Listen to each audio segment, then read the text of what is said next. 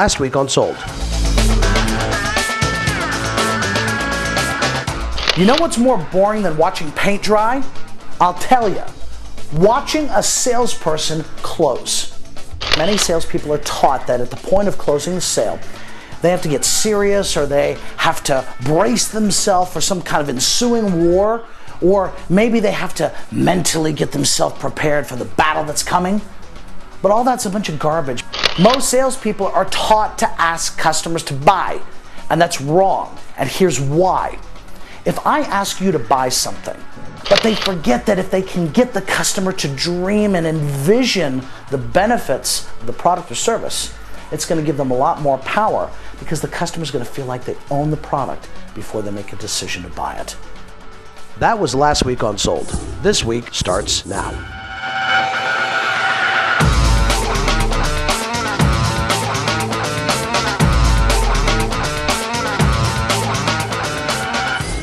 Secret number 4, run the numbers. You know, very often when we're selling, we'll spout out all kinds of numbers to our customer. But I've learned that if you don't put them on paper and the customer doesn't see it, very often they won't understand.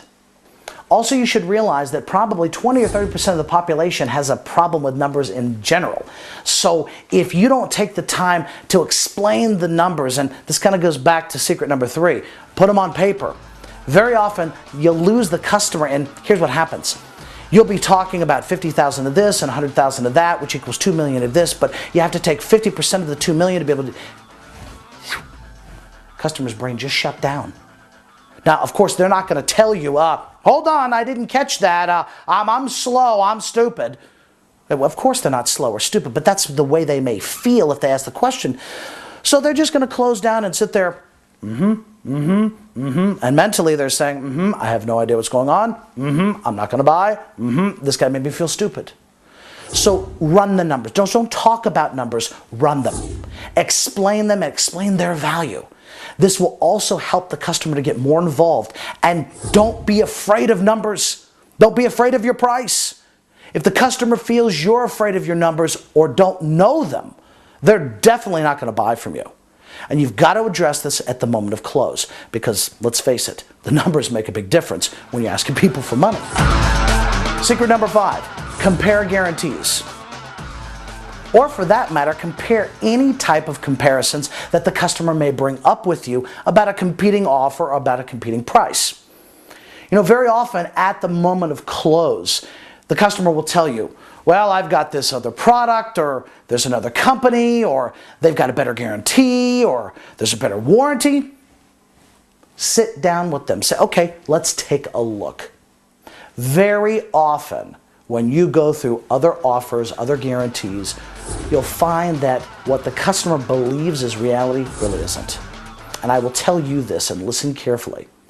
If you sit down with 2 contracts, or 2 guarantees, or 2 warranties, and the customer is looking in black and white in paper at what you have and what the competing company has, or another product has versus your product, it's going to be very, very difficult for them to disagree with what they see in front of them. Plus, it gives them the confidence to know that they're making a better decision, and it makes you look better too. So don't be afraid to do the comparison at the time of close, because that's the time when they're probably going to be most receptive to it. Secret number 6, give the customer homework. What do I mean? It's real simple. You may go through the process of closing and realize that the customer needs some more information, or they may need to research something before they can make a final decision. Help them do it. Don't just let your customer run away from you and gather information at their discretion. Give them some guidelines. Let them know what to look for. Let them know the information they need to go back and research from their company to make that right decision. And I'll tell you something else too, is that if you give the customer homework, it gives them a reason to come back to spend time with you. Very often I'll meet with a customer and give them a price and a proposal, and they'll say to me, well, you know, John, I'm not sure about you or about what you're offering, and plus I'm going to talk to some of your competitors. What I'll do is I'll give them homework. I'll tell them, well, there's no problem with that. Go ahead, I can give you some suggestions of people to talk to. But here's the thing, when you're done, you need to come back and talk to me. Of course they're going to ask me why. And I'll say, well, there's a couple of things that I have not shared with you that I'm going to make sure that we do in this project, or there's some things our product does that are different.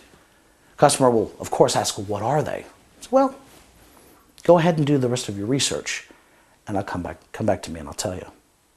Most of the time, customers won't push you and say, well, what is it? They'll usually say, okay, but you stuck something in their brain, which means you get the last shot at trying to close them up and build that final relationship. In summary, the most important thing that you've got to remember when we talk about getting the customer involved in the closing process is just to remember to relax. Just calm down. And don't freeze up, and don't be afraid to get them involved in the process. In fact, I believe that this is the part of the process you probably have to have them more involved in than anything else in the sales process.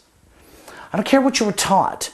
It's okay at the end, when you're doing the final negotiations or you're closing, to have a personality.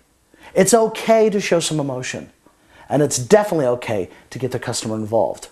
In fact, I almost guarantee they want to be involved. I mean, come on. Wouldn't you want to be involved if you were spending money?